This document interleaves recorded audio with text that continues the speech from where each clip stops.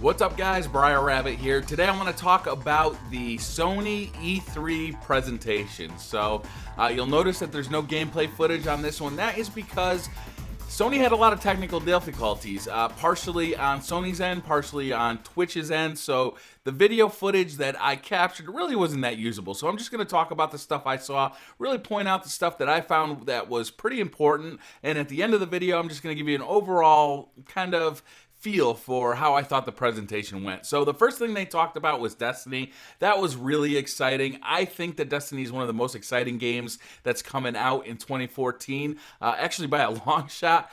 And they showed a little bit of footage from it, and it looked fantastic. It was a new trailer that kind of got into the story of it, and that was really cool. They also talked about how a lot of their content was going to be exclusive to the PlayStation 4, which is exciting for PlayStation 4 fans. They also talked about how they were going to release a new white version of the PS4 as a Destiny bundle, which was very exciting. So if you're a Destiny fan or if you're a PlayStation 4 fan, there's a lot to be excited for right there. They also showed a new trailer for The Order, which kind of showed the zombie werewolf thing. The graphics were stupendous for that trailer. I was really blown away on that trailer. I thought it looked marvelous. Now I feel like we're starting to see those real next-gen games that were fully developed with next-gen hardware in mind. The Order, Destiny definitely come into that aspect. The Order looked fantastic. They then showed Entwined. This game reminded me of Tempest 2000 an awful lot. You kind of fly around. You've got two characters. One looks kind of like a goldfish and one looks kind of like a bird. And they fly around in kind of this tubular fashion. And that game is actually available right now for $9.99 on the PlayStation Network. It looks like it's going to be kind of a chill game. You know, you relax, you play a little bit. Similar to something like Flower, but it's got like kind of a Tempest 2000 playstyle. I'll definitely be downloading this. I can't wait to check it out. And I'm really excited that they announced something that was available right now. I think that's a really nice idea. They talked about some Infamous Second Son DLC, and then they brought out Little Big Planet 3. And this game looks really nice. You know, Little Big Planet has always looked good. The first one looked good. The second one looked good. Even the one for the PSP looked great.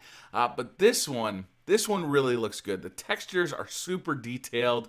Sackboy has never looked so good. He's also gotten 3 new friends that are playable characters. They all have different abilities. That look great. My concern with Little Big Planet has always been the actual mechanics of jumping. It never felt tight enough to me. So even though I was really excited about the characters and the worlds that you could create and downloading worlds from other users, the game wasn't enough fun because I always felt like I was fighting that jumping mechanic. So hopefully they fix that for Little Big Planet 3 and make this game what it truly could be. Next, they showed Project Beast, or what is now called Bloodborne. What I could have sworn he said Bloodporn to begin with. This game looks gory, disgusting, you know, survival horror at its nastiness. The trailer was truly graphic. I think there will be a lot of big fans for this one. It is truly adult material, but man, it looked pretty cool, I gotta say. They also showed off Far Cry 4. I liked Far Cry 4's trailer. It showed a lot of versatility. You start off kind of driving down the road. You also can get a kind of one of those flight suits, like a flying squirrel suit, and they showed a mechanic where you actually parachute into a battle, vehicles that you can hijack, and you can jump from vehicle to vehicle and actually take out the driver. Very exciting, very kinetic gameplay. Far Cry 4 looks fantastic. They even had attack elephants in that one. Then they showed off Diablo 3, and in the weirdest piece of DLC I've ever seen, they're bringing us Last of Us DLC to Diablo 3 for the PlayStation 4. Really bizarre stuff. You know, PlayStation fans are going to dig it because everybody loves The Last of Us. Everybody loves Diablo 3, especially the new version without the store. So that was pretty weird, but pretty exciting. They had a pretty fun trailer for Magicka 2. It was a live-action trailer, kind of showing like an unemployed magician who gets really excited to see they're making a sequel to Magicka. They made some dumb jokes about the spelling of Magicka. Grim Fandango. So they also made a couple of dumb jokes about Tim Schafer trying to get Grim Fandango made, but they're remaking that game. They're reimagining or remastering that game for the PlayStation 4, and a lot of people haven't played Grim Fandango, so that's actually pretty exciting. Adventure games in that genre are really making a comeback with stuff like those games, let's see, The Wolf Among Us, and other games of that ilk. So those things are really making a comeback, and that should be exciting to see one of the best ones kind of from the 90s come into the PlayStation 4. They did a bit of an indie showcase that was pretty interesting. A ton of games, a lot of games that look like kind of 2D Contra style side-scrolling shooters, which I found interesting. They then showed Suda51's next game called Let It Die, which it's a little hard to tell what this game is. Is it like an ultra-violent fighting game? Is it, a combat game? It's hard to tell what that game was. Suda51 is definitely known for making really unique games, so trying to judge exactly what this thing is going to be is a lot like trying to judge a book by its cover, but a lot of excitement was around Suda51's next game. Next, from the creators of Journey, which was a really popular and unexpected PS3 game, Abzu. This one's spelled A-B-Z-U, so hopefully I'm saying that right. It looked beautiful. There's a lot of underwater swimming. You're kind of this scuba diver with these lights on his head. You interact with sharks and sea monsters, and it looks like you do go above ground as well a couple of times, but anything from the creators of Journey definitely has my interest. Then they showed off No Man's Sky, and this game looks amazing. So if you're not familiar with No Man's Sky, this is a procedural generated world with infinite amounts of planets, and you have a spaceship. You can jump in your spaceship, you fly off the surface of your planet, you fly through space, and you can fly right down to the surface of the next one. No cutscenes in between. It's all procedurally generated, so it's all brand new. Every time you land on a planet, it's just a brand new experience. They said that anybody who starts the game is going to start on their own unique planet, so nobody's going to have the same experience from start to finish in this game, which is pretty exciting. I'm really looking forward to getting my hands on this to see what kind of game it really turns out to be. They talked about hardware just a little bit. They showed off Morpheus again, but still gave no date on when it would come out. They did say there'd be 2 new demos on the E3 show floor for Project Morpheus, so hopefully we'll hear some reports about how well that project is actually progressing. YouTube uploading will be coming to the PlayStation 4. For guys like me, that's really exciting news. If I just have a quick gameplay clip that I want to upload to YouTube, I can do that without having to use my computer. Using their share factory, you can even put a commentary on top of it, which I find pretty interesting. They also talked a lot about free-to-play games, which don't really usually get me too excited. And that was actually the first time that they showed the PS Vita during the whole press conference. And I think we were about an hour into the press conference at that point. They mentioned that Kingdom Under Fire 2 is coming out. PlanetSide 2 is coming out for the PlayStation 4, and they showed a couple of games that were coming out for the PS Vita, nothing that I really recognized, but a ton of free-to-play games are definitely coming out for the PS4 and PS Vita. They also said that PlayStation Now will be coming for the PS Vita, which is actually pretty exciting. If you have a PlayStation Now beta code, or if you're going to be in the beta, that will be launching on July 31st. The beta will be launching on July 31st. So that should be interesting. Now that we know that we'll be able to use it on the PlayStation 4 and the PlayStation Vita, that adds a little bit of value to that program that I hadn't previously anticipated. They also announced Minecraft for the Vita, which I'm sure is going to sell about 20 million Vitas. Minecraft being just about the most popular game on the planet for anybody under the age of, I think, 20. That game is super popular, and getting a version of it on the PlayStation Vita makes a whole lot of sense because that is a portable system. Portable systems are very popular with younger players. Minecraft is very popular with younger players, and that just seems like a match made in heaven. They also said that the PlayStation TV will be making an appearance in the United States, which is a really good thing. If you don't know about the PlayStation TV, it has a couple of really cool features that really make it a value add to a home that has a PlayStation 4 and a PlayStation Vita in it. One of the things it does is it pairs with your PlayStation 4, so you can remotely play PlayStation 4 games on another TV.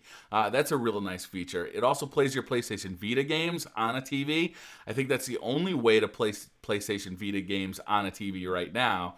It also does streaming media, plays PS3 games, and you know the PlayStation Vita TV does all that streaming media stuff that you'd expect like an Apple TV or a Roku box to do, which is a nice thing if you are in the market for something like that. It'll be available for $99, or you can get a $130 pack that comes with a controller, a DualShock 3 controller, an HDMI, a Lego video game, and a memory card.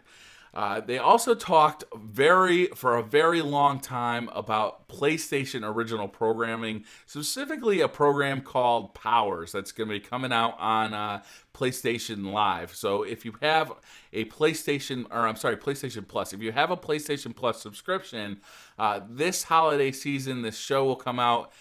You know, this was a long presentation about this show. It was really boring. If you're into this show, I'm sure there's more information on the web about it, but I'm not going to talk about it here.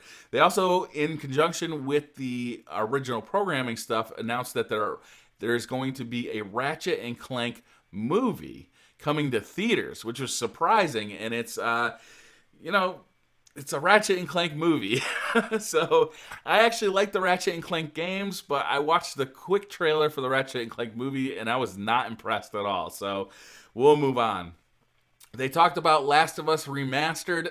They didn't give a date, but Polygon actually announced the date of July 29th, which isn't that far away. It's just over well, it's about a month and a half away, so that's very exciting. I know my friend Beastly Gamer will be very excited to hear that. And then one of the biggest reveals of the night, I think, was MGS5, Metal Gear Solid 5, The Phantom Pain. They had kind of like a gaming mashup trailer of like a bunch of cutscenes, probably not any gameplay in there. It was hard to tell. It looked really good. The cutscenes always look good in Metal Gear Solid games. It looked like it was definitely going to be another story that was totally incomprehensible, so look forward to that if you're a Metal Gear Solid fan. And then they really ended the conference with like 3 big reveals, right? The second one is Grand Theft Auto 5 is going to be coming out for the PlayStation 4 this fall. And here's another cool feature about that. You can take your 360 and your PS3 saves and transfer them to the PS4. So does that mean that you'll be able to take your single player saves? Don't know.